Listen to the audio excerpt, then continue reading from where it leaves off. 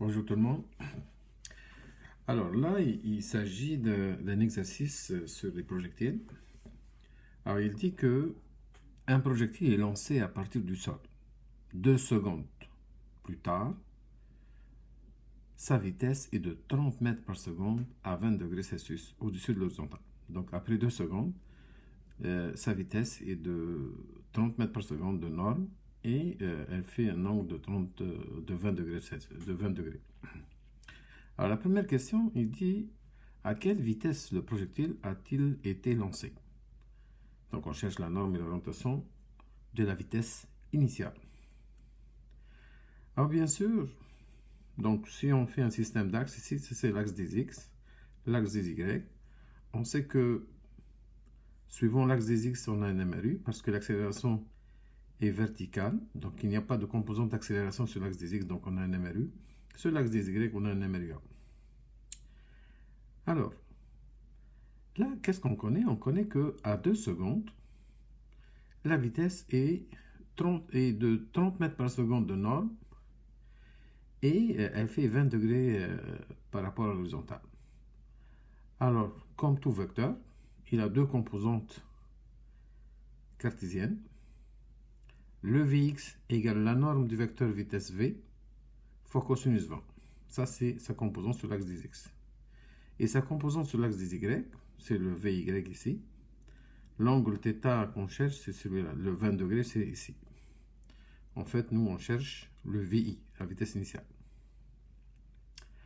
Alors, puisque 2 secondes plus tard, il fait 30 mètres par seconde de module et il fait 20 degrés, donc on peut avoir les composantes Vx et Vy à l'instant t égale 2 secondes. Donc, on fait V fois cosinus 20, ça nous donne Vx, c'est 28,19. Et puisque sur l'axe des x, c'est un MRU, ce Vx, c'est le Vix, c'est la vitesse initiale suivant l'axe des x. Puisque suivant l'axe des x, la vitesse ne change pas. Vy maintenant, alors on va faire V fois sinus de θ, ça va nous donner 10,26. Mais en fait, le 10,26, c'est le Vfy. Ça, c'est la vitesse finale du projectile à l'instant t égale 2 secondes. Donc, on sait que Vfy égale moins 9,8 fois delta t plus la vitesse initiale, qui est de 29,86, ce qu'on va trouver tout à l'heure. Mais normalement, Vfy, c'est moins g delta t, ou bien a delta t, plus Viy. Mais ça, là c'est la valeur qu'on va trouver. Alors, suivant l'axe des x, on a un MRU, donc ça nous donne Vx égale Vix égale 28,19, en faisant 30 fois cosinus 20. Et en faisant 30 fois sinus 20, ça nous donne le Vy. Mais ce Vy, c'est le Vfy, c'est-à-dire la vitesse du projectile suivant l'axe des y à t égale 2 secondes. Donc Vfy, qu'on vient de trouver, c'est 10,26, égale à moins g delta t plus Viy. Nous, on veut chercher le Viy. On a trouvé Vix, on veut chercher Viy. Alors le Vfy est connu, c'est 10,26. Le delta t, c'est 2 secondes. Le g, c'est 9,8. On isole Viy. Donc on a moins 9,8 fois 2, donc moins g delta t, plus le Viy, c'est l'inconnu, égal à Vy, qui est égal à Vfy. Donc, on peut user le Vy, ça nous donne 29,86 mètres par seconde. C'est pour ça qu'on voit cette valeur ici. Alors, Vi, la vitesse initiale, a une composante sur l'axe des x et une composante sur l'axe des y. Donc ça, c'est les coordonnées cartésiennes du vecteur Vi. Alors, 28,19, c'est le Vx, qui est le Vx en tout temps, parce que c'est un MRU. Et sur l'axe des y, on a trouvé 29,86. Alors, on cherche la norme, c'est la racine carrée de Vx carré plus Viy carré. Alors, si on fait ça au carré plus ça au carré, on fait la racine carrée, ça nous donne 41,06 mètres par seconde. Et puisque Vx et Viy sont positifs, donc on se trouve dans le premier cadran. Donc le θ égale à tan moins 1 de Viy sur Vx. Alors tout calcul fait, ça nous donne 46,64 degrés. Donc voilà pour la question A, la norme et l'orientation. Quelle hauteur maximale atteindra-t-il? Alors on cherche maintenant la hauteur maximale. Alors maintenant, nos équations sont bien écrites. Ici le Vfy, son moment c'est A delta t plus Viy. Le Viy on l'a trouvé. Et le delta y égale moins 4,9 delta t carré plus 29,86 delta t. Alors, au point le plus haut, parce qu'on cherche la hauteur maximale pour la question B.